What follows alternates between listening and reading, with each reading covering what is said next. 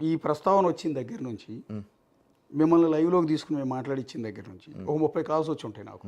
అది కూడా విజయవాడ చుట్టుపక్కల అన్ని పొలిటికల్ లీడర్లు కావచ్చు, సబ్ రిజిస్టార్లు కావచ్చు, కొంతమంది రన్నింగ్లో ఉన్నవాళ్ళు, కొంతమంది మీరు తెలిసిన వాళ్ళు, మీతో పరిచయం ఉన్నవాళ్ళు. వాళ్ళలో ఒక్కళ్ళు కూడా మీ గురించి మంచిగా చెప్పట్లా. అంటే నేను is a real estate broker, mediator. అవునండి. ఇంకా పచ్చిగా చెప్పాలంటే హైదరాబాద్లో అమ్మాయిలతో వ్యాపారం చేస్తాడు. చూపిమనండి ఒక అమ్మాయితో నేను వ్యాపారం చేసినట్టు. ఏ అమ్మాయినైనా చెప్పండి. సినిమా అప్కమింగ్ హీరోయిన్లందరినీ కూడా మీరు గోవా తీసుకెళ్లి బిజినెస్ చేస్తుంటారు అనేది మీ మీద ఉన్న అలిగేషన్. చాలా మంది చెప్పింది నిజమని కాదు. ఇక్కడ మేము వచ్చిన ఆరోపణలను క్లారిటీ తీసుకునే ప్రయత్నంలో బాగా అడుగుతున్నాం. దానికి సంబంధించిన ఆధారాలు ఎక్కడ కూడా లేవండి. మీకు అది అనిపిస్తుందా? సినిమా ఇండస్ట్రీలో అప్కమింగ్ హీరోయిన్తో కానీ ఛాన్సుల కోసం వెతుక్కుంటున్న అమ్మాయిలతో మీకు పరిచయాలు ఉన్నాయి? ఒక్క నిమిషం, నాకు అర్థం. ఛాన్సుల కోసం ఎత్తుక్కున్న వాళ్ళతో నాకు పరిచయాలు ఉన్నాయి. నాకు ఇండస్ట్రీలో చాలామంది పరిచయాలు ఉన్నమాట వాస్తవం. నేను రీతూ చౌదరి అనే అమ్మాయి ఇండస్ట్రీ అమ్మాయినే చేసుకున్నాను. ఆ అమ్మాయి ద్వారా నాకు చాలామంది ఫ్రెండ్స్ పరిచయం. అందరూ నన్ను అన్నయ్య అని పిలుస్తారు తప్ప, మేము అందరం ఫ్రెండ్ సర్కిల్లో ఉంటాము, సరదాగా ఉంటాం తప్ప ఈ రకమైనటువంటి వాళ్ళు చేయరు. నేను ఏ రోజు వాళ్ళని అడగలేదు అట్లా. ఎప్పుడు వాళ్ళని కూడా మేము చూడలేదు ఎప్పుడు అట్లా కూడా. రీతూ చౌదరికి మీకు ఎందుకు గ్యాప్ వచ్చిందండి? రీతూ చౌదరికి నాకు ఏసీబీ ఇష్యూ దగ్గర నుంచి గొడవలు స్టార్ట్ అయినండి. ఏసీబీ వాళ్ళు రీతుకు చాలా లేనిపోయినవన్నీ చెప్పారు, లేనిపోయినవన్నీ క్రియేట్ చేశారు. ఆ అమ్మాయికి లేనిపోని అసలు ఏమంటే ఒక విషయం చెప్తానండి. ఎప్పుడో గతంలో మామూలుగా ఉన్న దాని దగ్గర నుంచి తీసుకొచ్చేసి అమ్మాయికి లేనిపోని చెప్పి భయభ్రాంతులకు గురి చేసినప్పుడు ఏ ఆడపిల్ల కూడా పెళ్లి చేసుకున్నాక 1 ఇయర్కు మేము ఏసీబీ రైడ్ జరిగినంత వరకు రీతు నేను బాగానే ఉన్నామే. ఏసీబీ రైడ్ జరిగిన రోజు నుంచే నాకు గొడవలు స్టార్ట్ అయినాయి. శ్రీకాంత్ వెళ్ళిపోతాడు, జైలుకి వెళ్ళిపోతాడు, పర్మనెంట్గా రాడు అని బెదిరించి భయప్రాంతులకు గురి చేశారు రీతుని. ఆ రోజు నుంచి రీతుకు నాకు మాటలు. ఆ తర్వాత 2-3 మంత్స్ మాట్లాడుకున్నాం. ఎవరికైనా భయం ఉంటుంది కదా, ఆడపిల్లకి. నాకైనా భయం ఉంటుంది, ఆ అమ్మాయికైనా భయం ఉంటుంది. మీ ఇద్దరు లవ్ మ్యారేజ్ అండి? Inter caste marriage and love marriage? Love marriage అండి. ఓకే. ఆ తర్వాత మీరు మళ్ళీ పెళ్లి చేసుకోలేదు? ఇంకా చేసుకోలేదు. ఇంకా డైవర్స్ అవ్వలేదు రీతుకి. నాకు అట్ ప్రెజెంట్ నడుస్తుంది. మొన్న కూడా మీకు చెప్పాను. కానీ ఒక డాక్యుమెంట్ సింగ్ రిలీజ్ చేసిన దాంట్లో ఒక ప్రాపర్టీ అమ్మాయి పేరు మీద పెట్టినప్పటికీ రీతు ఒక డాక్యుమెంట్ అయితే నేను ఇప్పుడు కూడా చెప్తాను. అది ప్రేమతో చేశారా? ప్రేమతోనే చేశానండి. అది కూడా పవర్ చేశాను. జీపీఏ చేశారు? నేను ఉండట్లేదు అప్పుడు. 15 రోజులు బయటకు వెళ్తున్నాను. అప్పుడు ఉన్న పరిస్థితుల్లో నేను చేశాను. నేను ఛత్తీస్గఢ్ వెళ్తున్నాను. ఇప్పుడు ఈ ఎంటైర్ వ్యవహారంలో ఎక్కువగా మీకంటే కూడా ఎక్కువ బదనాం అయింది రీతు చౌదరి. ఆ పాప అమ్మాయికి లేనిపోని ఆపాది. ఈరోజు చెప్తున్నాను, మీరు మీడియా ముఖంగా ఫస్ట్ చేయాల్సింది ఏంటంటే రీతూ చౌదరికి దీనికి ఎలాంటి సంబంధం లేదు. రీతూ చౌదరికి దీనికి ఎలాంటి సంబంధం లేదు. రీతూ చౌదరికి అనే వ్యక్తికి వీళ్ళెవరు కూడా తెలియదు. మహా అంటే సింగో 1-2 టైమ్స్ ఆఫీసులోనే ఎక్కడో మామూలుగా అలా కలిసి ఉంటారు తప్ప రీతూకి, ఆఫీసర్లకి, రీతూకి అసలు ఈ వ్యవస్థ గురించే తెలియదు. ఈ టోటల్గా ఈ ప్రాపర్టీస్ కాస్ట్ ఎంత ఉంటుందండి? ఏసీబీ ఆల్రెడీ ఫ్రీజ్ చేసిందని చెప్తున్నారు కదా. ఏసీబీ అన్ని ఫ్రీజ్ ప్రాపర్టీస్ అంటే పూర్వం నుంచి ఉన్న ఆస్తులు, అంటే పూర్వజిత ఆస్తులు క్యాలిక్యులేషన్ చేయడం అనేది, మార్కెట్ వాల్యూ అనేది తెలియడం కష్టం. నేను కొనుక్కొని ఉంటే ఒక 50 లక్షలు, 60 లక్షలు, 30 లక్షలు, 40 లక్షలు చిన్నవి నా పేరు మీద ఉన్నాయని మీరు ఒకసారి చెక్ చేయండి. 20 లక్షలు, 7 లక్షలు, 8 లక్షల ప్రాపర్టీస్ కూడా ఉంటాయి. నేను కొనుక్కుంటాను, అమ్ముకుంటాను. ఏదైనా లిటిగేషన్ ప్రాపర్టీ ఉంటే చేపించుకుంటాను, మాట్లాడతాను. ఎవరో ఒకరితో ఉంటే చెప్పించుకుంటాను. ఓనర్ సైడ్ ఉంటే చేసుకుంటాము. అయితే పని అవుతుంది, లేకపోతే లేదు. మొత్తం రియల్ ఎస్టేట్లో సంపాదించింది, రియల్ ఎస్టేట్లో చేసుకున్నది, దీనిలో సంపాదించింది, దీంట్లో సంపాదించుకున్నానండి. ఓకే. ఇందాక మీరు అన్నారు దొంగలు ఉన్నారు, దొంగలు వదిలేస్తున్నారు. ఎవరు వదిలేశారు? ఏంటి చెప్పండి, మొహమాటం ఏం లేదు. ఏమన్నా నాకు భయం లేదండి. ఇక్కడికే వచ్చాను, డైరెక్ట్గా వచ్చాను. నాకు భయం లేదు. ఇప్పుడు టాపిక్ అనేది మీరు వేరే టాపిక్లోకి తీసుకెళ్లారు. ఆ టాపిక్ మాట్లాడుకుందాం. ఆ టాపిక్ రికార్డింగ్ ఉంది కాబట్టి ఆ టాపిక్ మాట్లాడడానికి నేను కూడా రెడీగానే ఉన్నాను. నాకు తెలియదని నేనేం చెప్పలేదే మీకు. నాకు తెలియదని నేను చెప్పాను.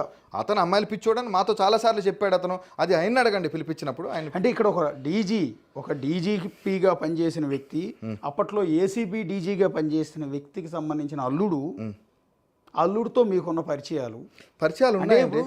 ఒక చోట ఏమన్నా జరిగితే పోయి పోలీసులకు చెప్పుకుంటారండి. అక్కడ కూడా జరగట్లేదంటే డీజీపీ దగ్గరికి పోయి ఫిర్యాదు చేసుకుంటున్నాడు.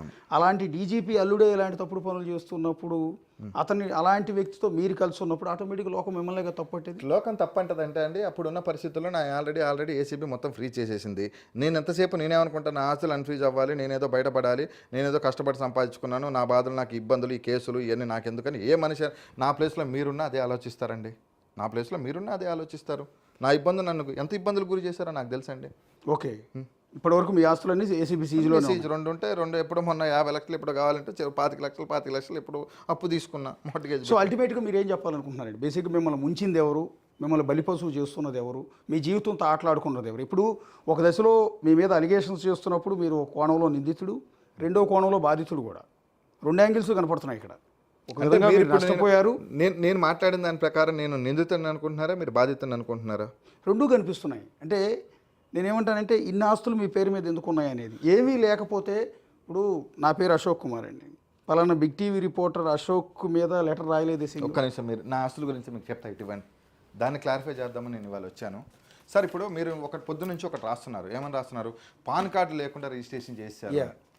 పాన్ కార్డు అనేది ఆధార్ కార్డుకి లింక్ ఉంది. ఈరోజు ఆధార్ కార్డు నెంబర్ ఉంటే పాన్ కార్డు ఎక్కర్లేదు. మన ఏదైనా ఇన్కమ్ ట్యాక్స్ సంబంధించిన ఏదైనా ఉంటే పాన్ కార్డుకు సంబంధించింది ఆధార్ కార్డు లింకే పాన్ కార్డు. నా ఆధార్కి పాన్ కార్డు ఆల్రెడీ ఫ్రీడ్ అయి ఉంది. నాకు ఆల్రెడీ మేము ఇన్కమ్ ట్యాక్స్ పే చేస్తున్నాను. లాస్ట్ 2 years నుంచి ఏసీబీ ఫ్రీ చేసింది కాబట్టి నేను ఇన్కమ్ ట్యాక్స్ ఫైల్ చేయలేదు లాస్ట్ 2 years. అంతకుముందు మేము దాదాపు 15 సంవత్సరాల నుంచి ఇన్కమ్ ట్యాక్స్ పే చేశాము. కావాలంటే మీరు ఐటీకి మీరు ఒక లెటర్ రాసి నాకు సంబంధించిన ఇన్కమ్ ట్యాక్స్ రిటర్న్స్, మా నాన్నగారి రిటర్న్స్ అన్నీ కూడా మీరు తెప్పించుకోండి. తెప్పించుకున్నాక ఒకవేళ నా తప్పు రైట్ అనేది మీరు డిసైడ్ చేయండి. ఓకే, పొద్దు నుంచి నేనేదో పాన్ కార్డు లేకుండా చేశాను. ఒకరు పార్టీషన్ డాక్యుమెంట్ అనేది జరుగుతుందంటే పార్టీషన్ అనేది ఒక 4 వ్యక్తుల మధ్య 3 వ్యక్తుల మధ్య డాక్యుమెంట్ జరుగుతుంది. ఆ తర్వాత రిజిస్ట్రేషన్ అనేది ఖచ్చితంగా వాళ్ళు అమ్మన్నప్పుడు కొన్నప్పుడు మనం జరుగుతుంది. ఇప్పుడు మీరు చెప్పింది ఇది ఏంటి? 65 లక్షల రూపాయలు చీమకుర్తి కామేశ్వరమ్మ అంటే మా బామ్మగారు మా నాన్నగారికి ఇచ్చిన పార్టీషన్. మా నాన్నగారు దగ్గర నుంచి ఇప్పుడు నేను దొంగతనం చేసేవాడిని దొరతనం చేసేంటే నా కుటుంబ సభ్యులను పెట్టుకోను కదండి. మీరు అన్నట్టు చెప్పండి. నేను నిజంగా తప్పుడు పని చేసేవాడిని అయితే, నేను తప్పుడు పని చేసేవాడిని నా కుటుంబ సభ్యుల పేరు పెట్టుకుంటానా ఎవరైనా పేరు పెట్టుకుంటానా? మీరు చెప్పండి. మీరు ఒకసారి ఆలోచించి, మీరే ఉన్నారు సార్, మీరైతే ఏం చేస్తారు?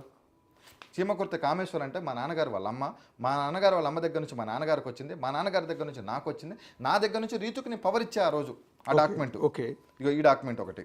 ఓకే, ఇది అగ్రిమెంట్ ఆఫ్ జీపీఏ.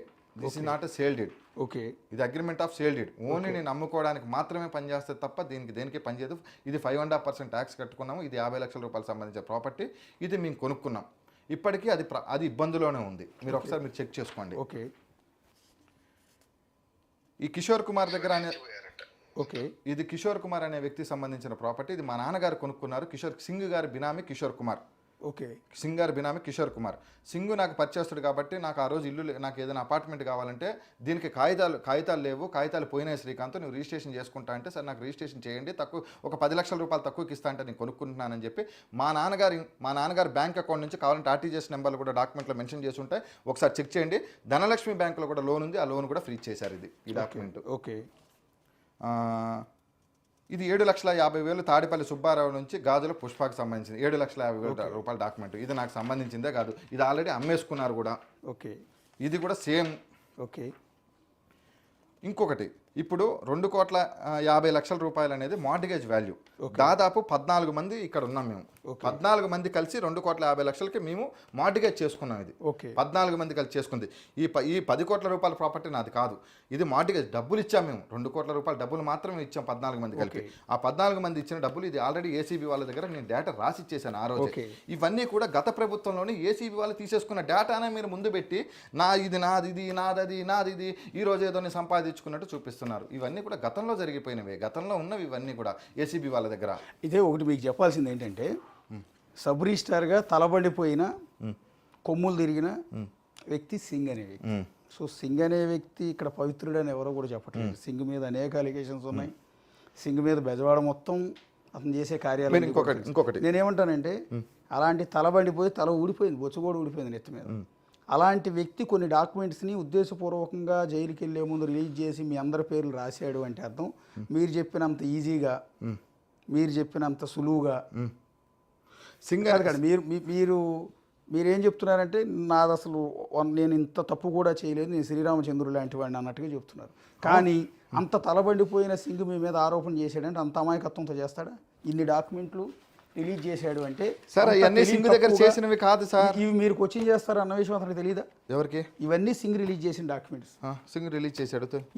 అంత తెలివిగా మీరు వీటన్నిటిని ప్రతి డాక్యుమెంట్ని పట్టుకుని ఇది నాది కాదు, ఇది నాది, ఇది అని చెప్పి నేను చెప్తున్నా కదా సార్, నాకు కాదు. అంత తేలిగ్గా మీరు తప్పించుకునే అవకాశం ఉంటే ఇన్ని డాక్యుమెంట్ రిలీజ్ చేసి అంత సార్ తక్కువ. మా పేరు మీద ఉన్న డాక్యుమెంట్లు 5-6 సార్, మిగతావన్నీ వేరే వాళ్ళ పేరు మీద ఉన్నాయి కదా. ఓకే, ఇక్కడ మిమ్మల్ని సూటిగా అడుగుతున్నాండి. సింగ్ కానీ రామారావు, రాఘవరావు వీళ్ళ ముగ్గురుతోనే ఇంకా మిగిలిన సబ్ రిజిస్ట్రార్లతో అందరూ పరిచయం. అందరు నాగేశ్వర, ఇప్పుడు ఉన్న ఇబ్రహంపట్నం నాగేశ్వర పరిచయమే, తిరువూరు సబ్ రిజిస్ట్రారు జగన్ పరిచయమే, త్రిపులువి ప్రసాద్ పరిచయమే, ప్రసాద్ గారి పరిచయమే, చైతన్య సార్. ఇప్పుడు టాపిక్ వచ్చింది కాబట్టి మనం వాస్తవం టాపిక్ మాట్లాడుకుందాం. మీరు అంతకుముందు గవర్నమెంట్లో ఏ తప్పు జరగలేదని మీరు అంటున్నారు కదా, అంతకుముందు గవర్నమెంట్లో చైతన్య మీద కేసు ఉన్నప్పుడు పడమట సబ్ రిజిస్టర్ ఆఫీసులో నైట్ ఎఫ్ఐఆర్ ఆపేసి నైట్ ఎందుకు చైతన్యాన్ని ఏసీబీ వాళ్ళు పట్టుకుందాం అని చెప్పేసి ఆ క్షణంలో ఎందుకు ఆగిపోయారు ఏసీబీ వాళ్ళకి? ఎవరి వల్ల ఆగిపోయారు ఏసీబీ వాళ్ళు? ఏంటి ఇంకో సబ్ రిజిస్టరా? పడమట సబ్ రిజిస్టర్ రాఘవరావు తర్వాత పడమట సబ్ రిజిస్టర్ చైతన్యాన్ని ఏపీయటం కోసం రాఘవరావు మీద రైడ్ జరిగింది. ఓకే, పోస్టింగ్ కోసం. రాఘవరావు ఎవరైనా ఐపీఎస్ అధికారికి తమ్ముడు ఆయన? ఐపీఎస్ అధికారికి బంధువు కాదు కానీ ఐపీఎస్ అధికారికి చాలా క్లోజ్. ఓకే ఓకే, నేను ఆయన పేరు చెప్పాలనుకోవట్లేదు ఎందుకంటే ఇది 2014-19 టీడీపీ హయాంలో. ఓకే, మరి ఆ రోజు ఎందుకు చైతన్య మీద అయిన ఎఫ్ఐఆర్ని ఎందుకు ఆపేశారు? పిహెచ్డి రామకృష్ణ గారిని అడగండి ఒకసారి, ఆయన సిన్సియర్ ఆఫీసరే. నాకు తెలిసినంత వరకు ఆయన కలుద్దామని చాలాసార్లు నా బాధ చెప్పుకుందామని నేను వెళ్తే ఏ రోజు ఆయన నన్ను కింద ఆఫీసర్లు జేడీ గారు కానీ వాళ్ళు ఎవరు కూడా నన్ను పోనిచ్చేవాళ్ళు కాదే. ఇప్పుడు మీ ఉద్దేశంలో మీకు తెలిసిన సమాచారం ప్రకారం సింగ్ కానీ రామారావు కానీ రాఘవరావు కానీ వీళ్ళందరికీ సుమారుగా ఎంత ఆస్తులు ఉంటాయండి? సింగు రామారావు బిజినెస్ పార్ట్నర్స్ అండి, వాళ్ళకి అక్కడే చెడింది వాళ్ళిద్దరికి. ఓకే, ఎంత ఉంటాయండి అక్రమంగా సంపాదించిన సొమ్ములు? అంటే ఇప్పుడు నేను చెప్తానండి, అది రేపు పొద్దున్న అన్నీ చూపించమంటే నేను ఎక్కడి నుంచి తెచ్చి చూపిస్తా? ఊరికి రఫ్గా సుమారుగా 800 సింగ్ ఇంకొక 50 సంవత్సరాలు జైల్లో ఉన్నా కానీ ఆయన రోజు ₹1,00,000 తిన్నా కానీ అరగదండి, అంత ఆస్తి ఉంటుంది సింగికి. రామారావు అనే వ్యక్తి ఎప్పుడో దాటిపోయాడు. ఇప్పుడు అమెరికా పారిపోయాడని చెప్తున్నారు. మరి ఎలా వెళ్ళిపోయాడు రామారావు? దీనికి ఆన్సర్ ఎందుకు లేదు? శ్రీకాంత్ పారిపోయాడు అని వేస్తారు, శ్రీకాంత్ వెళ్ళిపోయాడు అంటాడు. ఏసీబీ వాళ్ళు నాకు సార్ ఇప్పుడు ఒక కేసులో నేను ఉన్నప్పుడు ఏసీబీ నాకు నోటీస్ పంపాలి కదా. గతంలో డేట్ లేకుండా నోటీస్ పంపించి సింగు దొరకముందు, సింగు దొరికాక నాకు నోటీస్ పంపిస్తే ఖచ్చితంగా నేను రియాక్ట్ అవుతాను. మీ మీడియాకి ఎప్పుడు వాళ్ళు శ్రీకాంత్ గారు మీరు కూర్చున్నారు కదా అని మీరేం దోషి కాదు, మీరు ముద్దాయి కాదు, ఆరోపణలు ఎదుర్కొంటున్న వ్యక్తి మాత్రమే. వాళ్ళు మీరు ఎక్కడ కూర్చున్నారు నేను అడుగుతున్నాను కదా అని మీరేం దోషి కాదు. ఫస్ట్ ఆఫ్ ఆల్ గుర్తుపెట్టుకోండి. ఫస్ట్ ఆఫ్ ఆల్ ఒక టీవీ స్టూడియోకి మిమ్మల్ని పిలిపించి మరి కూర్చొని మాట్లాడుతున్నామంటే మీ మీద ఆరోపణలు మాత్రమే నమ్ముతున్నాం, నిజాలని అనుకోవట్లేదు. వచ్చిన ఆరోపణలు మీ మీద సింగ్ చేసిన ఆరోపణలు ఇంకొంతమంది చేస్తున్న ఆరోపణల మీద మీ ఆన్సర్ని జనాలకు చెప్పిస్తున్నాం. ఇక్కడ అదే రామారావుని ఇక్కడ కూర్చోబెట్టలే మేము. నేను ఇన్ని చెప్పాను కదండి. మరి నేను 3 రోజుల క్రితమే దశరామరెడ్డి పేరు చెప్పేశాను, కేఎన్ఆర్ పేరు చెప్పేశాను, ధనుంజయ రెడ్డి, వీళ్ళందరూ ఎందుకు మాట్లాడలేపారు 4 రోజుల నుంచి ఈ రోజు వరకు? ఎవరు ఒక్కడు కూడా నోరు ఇప్పట్లేదు. ఎందుకు ఇప్పట్లేదు? అంబటి రాంబాబు వచ్చి ఎవరో చీమకుర్తి శ్రీకాంత్ అని మాట్లాడేసి వెళ్ళిపోయాడు. ఎందుకు వీళ్ళందరూ మాట్లాడట్లేదు? నా ఫోన్ వాళ్ళు అంటున్నది ఏంటంటే వైఎస్ఆర్ కాంగ్రెస్ పార్టీ వాళ్ళు ఒక కేసు పెట్టారు, మా బిగ్ టీవీ మీద కూడా ఒక కేసు పెట్టుకునేయండి. అసలు చీమకుర్తి శ్రీకాంత్ అనే వ్యక్తి ఎవరో మాకు తెలియదు. ఫస్ట్ ఆఫ్ ఆల్ చీమకుర్తి శ్రీకాంత్కి కేఎన్ఆర్కి లింక్ పెడుతూ తప్పుడు కథనాలు రాశారు అని అసలు మీరు ఎవరు వాళ్ళకి రిలేటెడ్? చీమకుర్తి శ్రీకాంత్ నేను చెప్పిన పేర్లకు తెలియదని అంటున్నారు కదా. కేఎన్ఆర్ అనే వ్యక్తి నాకు తిరుపతిలో దర్శనం చేయించాడు, ఆ డేటా తెప్పించుకోండి, పరిచయం లేదని చెప్తున్నాడు కదా అంబటి రాంబాబు, దట్స్ ఫైన్, అది పక్కన పెట్టేసండి. దశరామరెడ్డి వెస్టర్న్ హోటల్లో నా పేరు మీద బుకింగ్ అయి ఉంటుంది. ఆ రోజు దశరామరెడ్డి రోజు ఎందుకు వెస్టర్న్ హోటల్లో స్టే చేశాడు అది అడగండి. దశరామరెడ్డి గారు నేను చాలాసార్లు కలిశాము బయట, అదొకసారి అడగండి. ఇవన్నీ చెప్తే జాఫర్ అనే అకౌంట్ ఓపెన్ చేయండి, నా అకౌంట్ నుంచి డబ్బులు వెళ్ళినాయో లేదో అప్పుడు అడిగితే కూడా నేను పంపించాను, అది కూడా చెక్ చేయండి. ఎవరో తెలియదు అని తప్పించేసుకొని వెళ్ళిపోతే ఎక్కడికి పోరు కదండి. దశరథరామరెడ్డికి మీరు ఇక్కడ వెస్టిన్ హోటల్లో రూమ్ చేసి చూడండి, ఇవాళ ఎవరో తెలియదు అంటున్నారు కదా. ఓకే, శ్రీకాంత్ ఎవరో తెలియదు అంటున్నారు కదా. ఇప్పుడు దశరథరామరెడ్డి రన్నింగ్లో ఉన్నాడండి జాబు. ఆయన అంతకుముందు జైలు శాఖ సూపరింటెండెంట్ నుంచి రీసెంట్గా వేరే మన గవర్నమెంట్ వచ్చాక ఏదో ఇచ్చారు ఆయనకి. ఆయన పోస్టింగ్లో ఉన్నాడు మన గవర్నమెంట్లో, రన్నింగ్లోనే ఉన్నాడు, టీడీపీ గవర్నమెంట్లో పోస్టింగ్లో ఉన్నారు ఆయన. ఓకే, ఆయనకి మీరు రూమ్ ఎందుకు బుక్ చేశారు? మీరు ఎందుకు రూమ్ బుక్ చేశారు ఆయనకి? అప్పుడున్న పరిచయంతో చేశాను. ఓకే, అంటే దశరథ తెలియదు అంటున్నారు కదా. శ్రీకాంత్ ఎవరో తెలియదు అంటున్నారు. ఇప్పుడు మీరు అన్నారు కదా శ్రీకాంత్ ఎవరో తెలియదు అంటే, శ్రీకాంత్ ఎవరో తెలియదు రమ్మనండి ఒకసారి. వాళ్ళకి వెనకాల డబ్బులు ఉంటాయండి, నా అన్ని ఫ్రీజ్ చేసుకున్నారు, నేను రూపాయి ఖర్చు పెట్టుకోలేను బయటకు వచ్చి. నేను ఈరోజు నిజంగా ఏసీబీ నిజంగా నన్ను తప్పుడు కేసులో పెట్టి అరెస్ట్ చేసినా నేను బెయిల్ వేసుకోలేని పరిస్థితిలో కూడా ఉన్నాను, నేను ఈఎంఐలు కట్టుకోలేని పరిస్థితిలో ఉన్నాను. మీరు చూడండి ఇవన్నీ కూడా. నేను ఎందుకంటే మీరు వాస్తవాలు అనేది తెలుసుకోవాలి. ఎందుకంటే నా దగ్గర ఏదో 100 కోట్లు 1000 కోట్లు ఉన్నాయంటున్నారు కదా. ఒకసారి చూడండి, ఒకసారి ఇది ఎప్పటి నుంచి మెసేజ్, ఈ కేసు ఎప్పుడైందో చూడండి, ఓపెన్ చేయండి మీరు ఒకసారి. Okay, please clear over due amount. Okay sir, phone చేయండి ఒకసారి, బ్యాంకుకి ఫోన్ చేయండి. ఈఎంఐ. ఓకే, బ్యాంకుకి ఫోన్ చేయండి, ధనలక్ష్మి బ్యాంక్ ఈఎంఐ కాల్ చేయండి ఒకసారి మీరు. ఓకే, డిసెంబర్ 17 నుంచి మెసేజ్లు వస్తున్నాయి ఈఎంఐ కట్టమని.